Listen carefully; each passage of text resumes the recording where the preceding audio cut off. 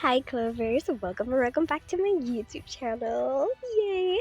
As y'all can see, things are a bit different around here, but despite that, it's still me, Buggy. So today I wanted to yap about my OCs for my upcoming light novel, Absolute Wasteland. And before I get into it, I'm gonna give you guys some context. Absolute Wasteland is a story taking place in a fictional Middle Eastern country of Escalat. The story takes place after a nuclear war between the neighboring countries of Escalat and Viarharok. Stating this from now on because their environment influences their designs. Although the story begins after a nuclear war, Absolute Wasteland isn't really about the war itself, but instead it's about the people left behind and how they learn to live again. Now let's get into the thick of it. To not spoil the story, I'll just be talking a little about these characters' backgrounds. So let's start with our main character, Askel. Askel Alexander Ilya Eriksen. Askel was 11 when the bombs fell. He was out fetching water, and by the time he came to and returned home, it was already too late. He didn't even notice the scar left on his right eye. Standing in front of what used to be his home, he called out for his parents and younger sister, hoping someone would answer. No one did. Realizing he was alone, Askel searched desperately for other survivors, but the town had already fallen silent. Believing he couldn't be the only one left, Askel set off in search of other survivors. 4 years would pass before he finally met someone who changed the course of his life. Years of surviving alone made him cautious, observant, and fiercely protective of the people he cares about. And this is where we meet Lelia Svanhild, Eric's daughter. Lelia is a blind 9-year-old girl who survives the bombing because of her mother's final actions. When she eventually meets Askel, the two begin traveling together despite neither of them fully understanding the other's past. They traveled for months together, learning how to be okay again. While scavenging through a town, they met another person for the first time since each other. And because Lilia's section's so short, I wanted to tell you guys something about her. So Lilia is a sweet young girl.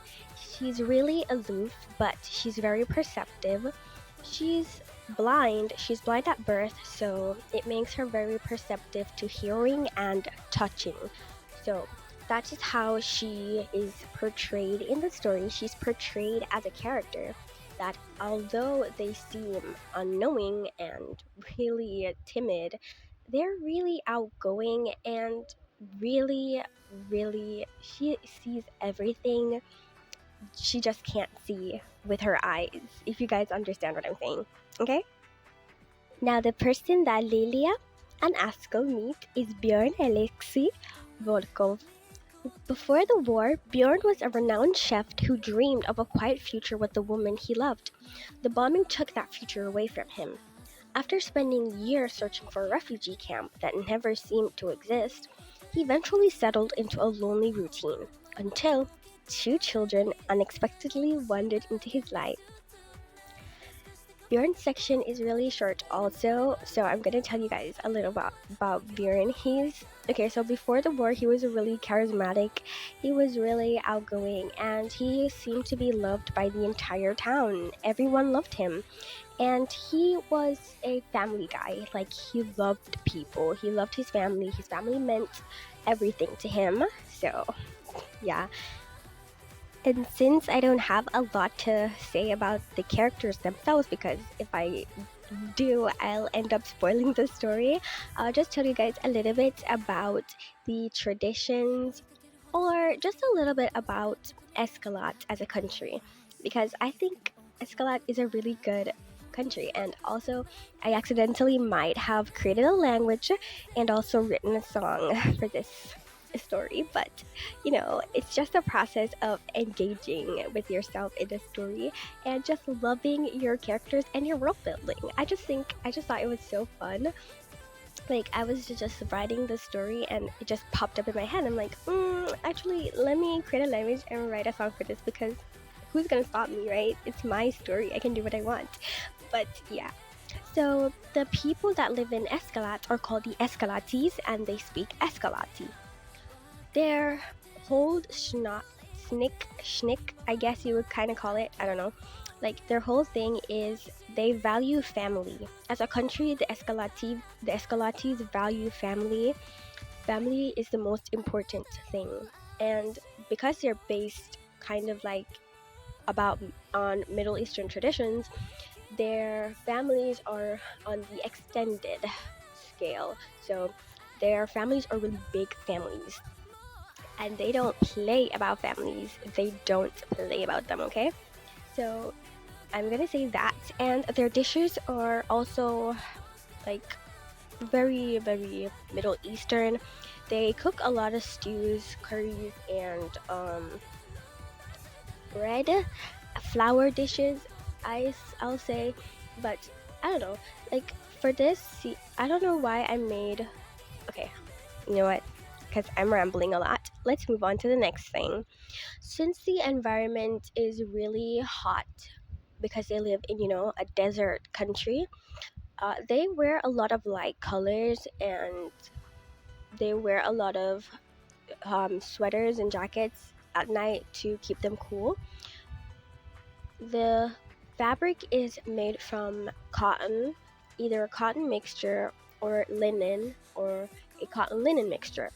So yeah, I kept these all in mind.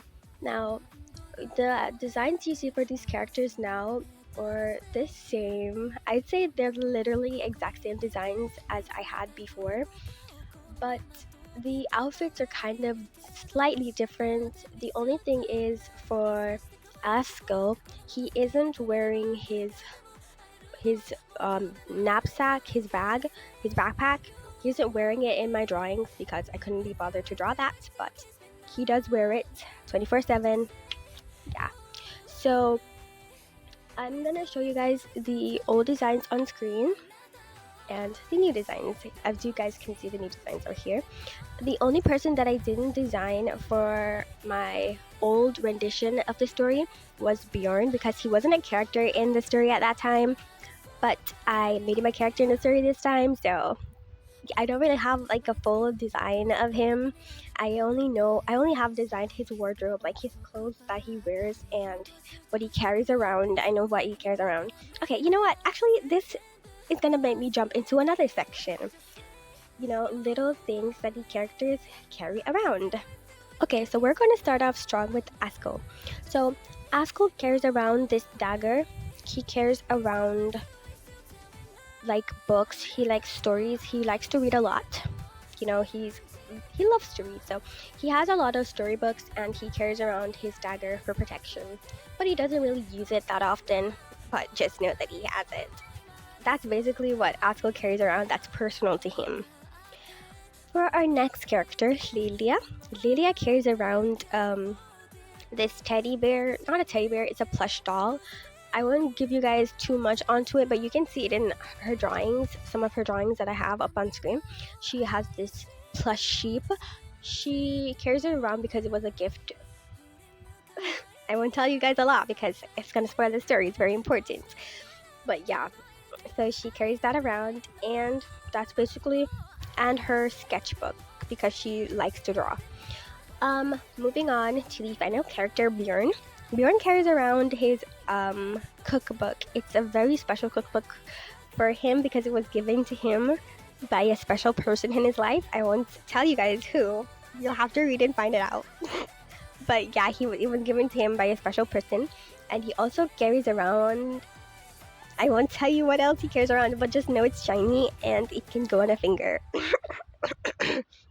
I'm so sorry. I'm so sick right now. But he also carries around a lot of spices and cookware, and yeah, basically because he's a chef. Guy has to bring his equipment with him around. But that's basically where we're gonna end for this.